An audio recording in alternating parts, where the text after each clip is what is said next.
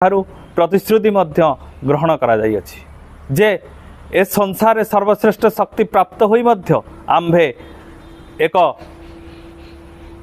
ସାଧାରଣ ଜୀବନ ବା ସରଳ ଜୀବନ ଅତିବାହିତ କରିବା ନିମିତ୍ତ ଆମ୍ଭକୁ ପୂର୍ଣ୍ଣ ଭାବରେ ନିର୍ଦ୍ଦେଶ ରହିଅଛି।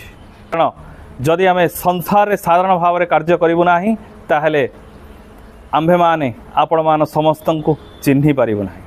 ଆପଣମାନଙ୍କ ପ୍ରକୃତ ଭିତରର ରହସ୍ୟକୁ ଆମ୍ଭେ ଉନ୍ମୋଚନ କରିପାରିବୁ ନାହିଁ।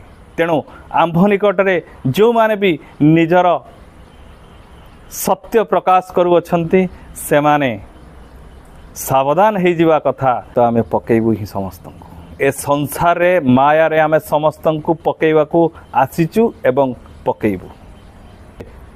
ନାଟୁଆ ତ ନାଟ ଲଗେଇଛି ଏବଂ ସେ ନାଟରେ ତୁମେମାନେ ଜଣେ ଜଣେ କଳାକାର